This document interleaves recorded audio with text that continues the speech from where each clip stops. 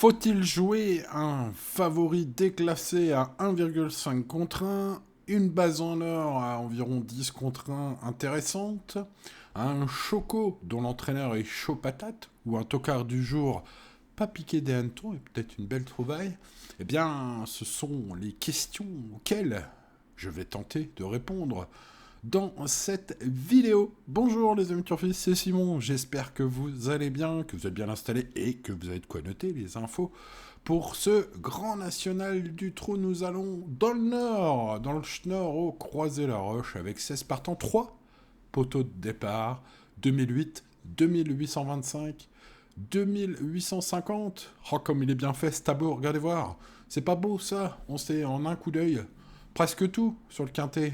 Ouais, presque. Il reste encore 2-3 trucs à voir ensemble, les amis. Allez, je viens de passer un peu plus de 2 heures à étudier tout cela. Que ce soit, bien sûr, un papier complet, les infos de la presse, et bien plus encore. Voici ce que je peux vous dire sur chacun des partants avant de voir quels sont mes préférés, tout simplement. Allez, on met le petit pouce et c'est parti pour un beau petit voyage avec Hello Panam, le numéro 1.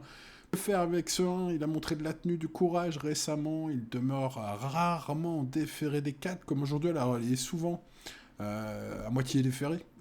Mais c'est vrai que quand on regarde Def 4, c'est beaucoup plus rare. Son coach nous réserve un petit équipement secret pour ce GNT, un petit équipement supplémentaire. Alors, est-ce que c'est un bonnet? Est-ce que c'est les heures descendantes? Je ne sais pas. Voilà, à voir, peut-être au moment du canter. En tout cas, ça pourrait être une place à très belle cote pour ce numéro 1, Hello Panam, qui avait très bien couru l'ATP une unième fois, c'est vrai. Il peut accrocher une place. Bon, je ne vais pas le garder dans mon prono parce qu'il y a vraiment de l'opposition aujourd'hui. Par contre, je l'inclurai dans les associés de mon champ réduit. Sur l'un de mes tickets, vous le savez, je pars avec des bases. Eh bien, lui, il fera partie des associés. Le numéro 2, Imperator de là, pourrait être un joli choco. En tout cas, Monsieur Varin est chaud de night. Il est chaud patate, les amis. Il affiche une confiance totale, même pour le podium, son entraîneur. J'ai l'impression que s'il n'est pas dans les 3 premiers, il sera très déçu. Alors attention, souvent, quand même, ce coach est très confiant. Il faut quand même vous le rappeler. Mais voilà, il aime son cheval et il l'aime pour aujourd'hui. Bon, à Anthony Barrier de sortir la drift des grands jours et de faire un numéro. C'est vrai que le cheval est en forme, il est en tête. Attention, ces 2 courses que vous voyez affichant 3, c'était très très bien dans des bons lots. La dernière fois, il affiche un 0, mais il était ferré et se préparait spécialement pour ce GNT aujourd'hui, ce mercredi. Ce numéro 2, donc, me semble recommandable, même s'il n'a pas une marge incroyable. Ce cheval est, à mon avis, fait partie des chances régulières.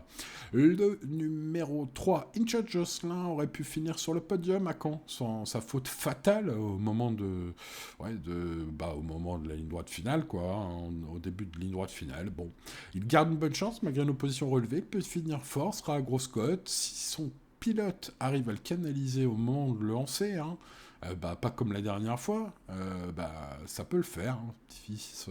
Un fils de Garrett Williams qui peut tout à fait couper pas mal de tickets.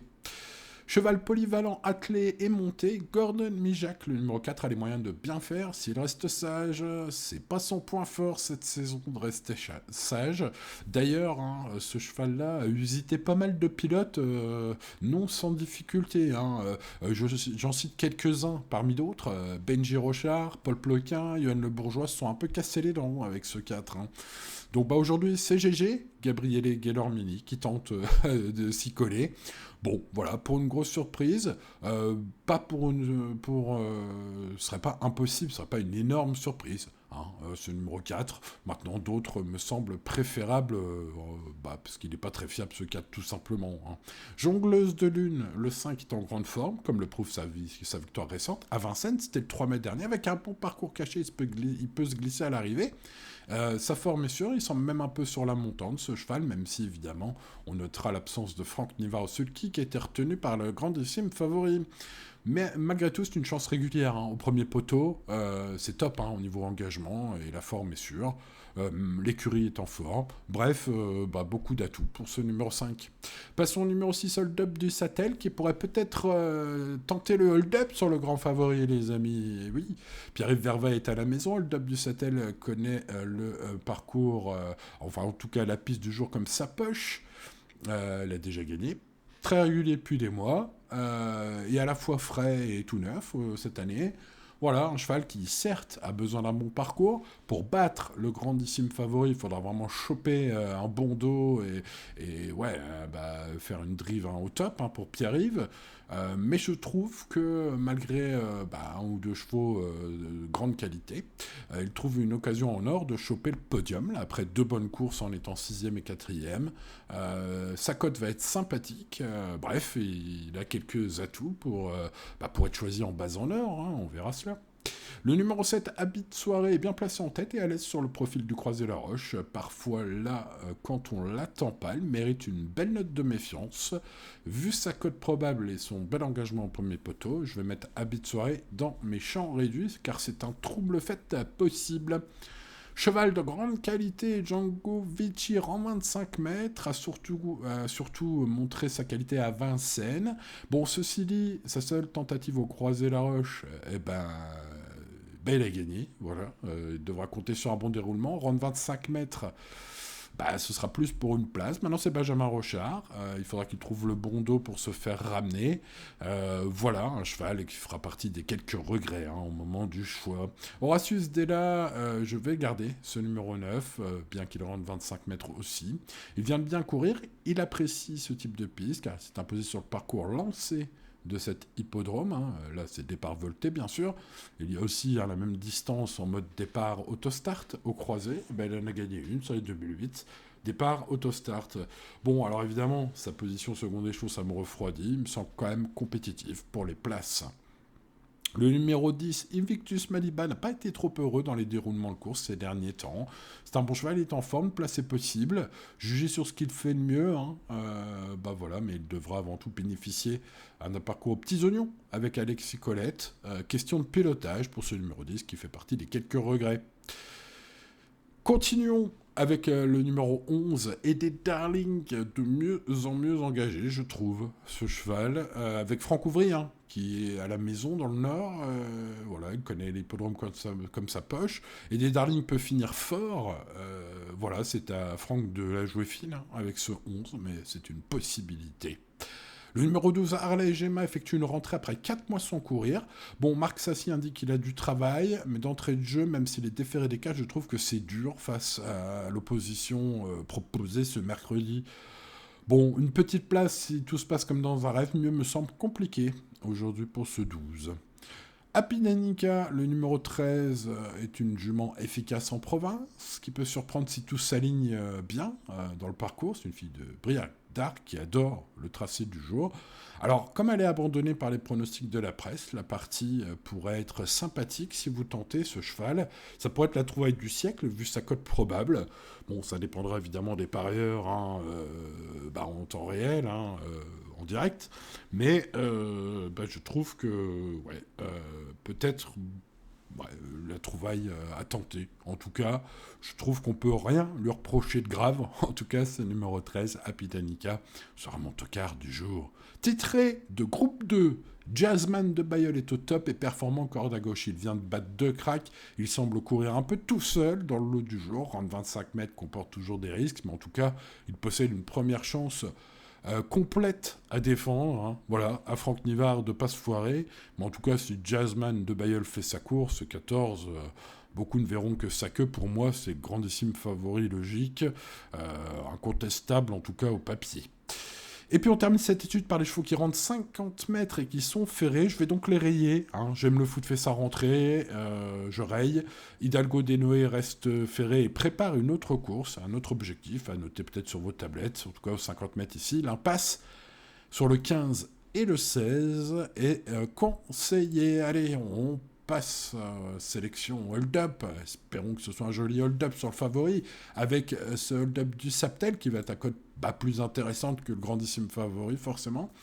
Pierre-Yves Verva mène ce cheval très régulier, qui reste que sur des bonnes sorties, qui connaît par cœur la piste du jour, il a déjà gagné.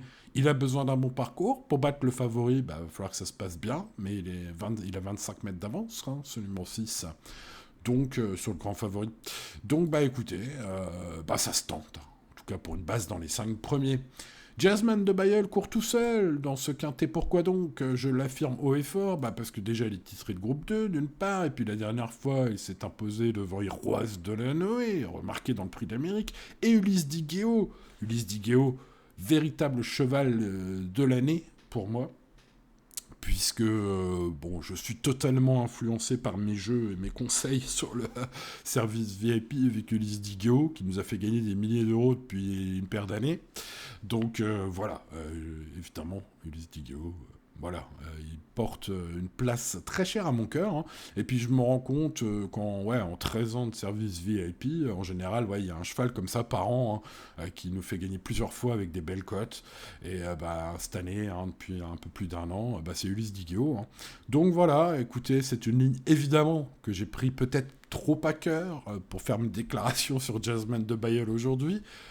Écoutez, c'est tout quand on aime les amis, hein, on a le droit aussi, de faire parler le cœur, et j'ai l'impression qu'il est déclassé, Jasmine de Bayeul. Bon, après les courses restent les courses, il rend 25 mètres, tout est possible, hein, c'est pas non plus le cheval le plus fiable de l'histoire, hein, Jasmine de Bayeul, donc bon, voilà, maintenant, je le pense un peu déclassé, bon, même si j'espère que ma base peut l'inquiéter, ça me semble quand même un point d'appui ultra solide. Bref, j'en ai beaucoup dit sur ce 14, les amis turfistes, il est temps de passer au coup de poker.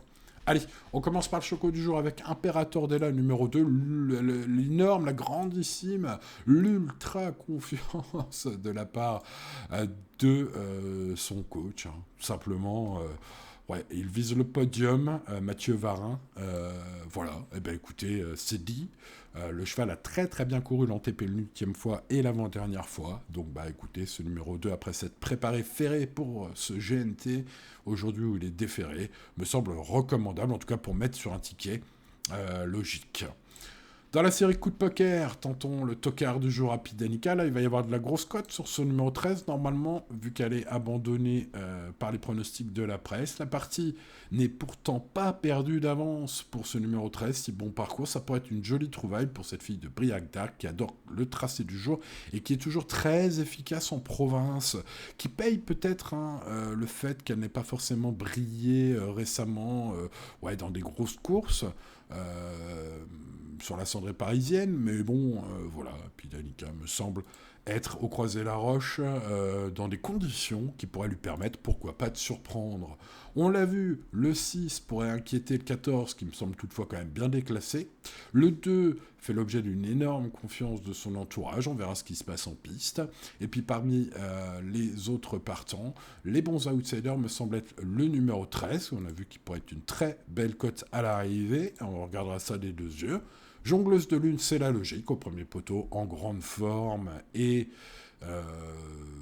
avec Paul Ploquin, qui remplace au pied levé Franck Niva. Ce numéro 5 est recommandable, de même que Inshot Jocelyn, le numéro 3, car la dernière fois ça s'est mal passé. Bon, il faudra une bonne drive pour ce numéro 3. On va s'en méfier. Le 9, Horatius Della, avec 25 mètres à rendre, mais très bien sur ce type de piste, où il s'est déjà imposé en mode auto-start, mais bon, en général, il démarre pas trop mal non plus à la volte. Et puis ensuite, des darlings, c'est peut-être une erreur de ne pas le mettre trop haut, ce numéro 11. On va s'en méfier, j'ai bien aimé ces dernières courses, avec un profil un peu sur la montante, un Franck Ouvry aux manettes qui connaît très bien le Croisé-la-Roche, bref. Voilà, bon alors pour les champs réduits, là il y a du choix, il y a beaucoup de choix. Je tente la grosse cote d'habit de soirée le 7, et puis je rajoute Hello Panam, avec quelques infos des pistes qui pourraient peut-être se transformer en bon tuyau pour ce numéro 1, qui figurera pour ma part, en tout cas, dans les associés pour ce qui est de mes champs réduits. Voilà, puis il y en a quand même quelques autres, c'est pas si facile que cela, c'est même pas facile, ce quintet, l'indice de confiance est de 6 sur 10, ce qui est correct sans plus. Qu'est-ce qu'on fait? On reste raisonnable ce mercredi, comme tous les jours d'ailleurs, les amis, tout ira bien. Voilà, bon écoutez, il est temps de clore cette vidéo, les amis, oui, ça va déjà être fini, mais avant, on n'oublie pas le petit pouce, de s'abonner à la chaîne, bien évidemment, et pourquoi pas, on partage cette vidéo sur les réseaux, les amis, votre soutien est très précieux, j'allais dire précieux, très précieux, on fait un mix des deux, ça fait précieux. Vous l'avez compris, les amis, ça compte beaucoup pour moi. J'espère que vous serez nombreux aujourd'hui à mettre le petit pouce. et à partager cette vidéo sur vos réseaux. Merci à ceux qui le feront, vous êtes les meilleurs. Allez, c'était Simon, on se retrouve demain pour de nouvelles aventures. Bonne chance à vous, ciao ciao.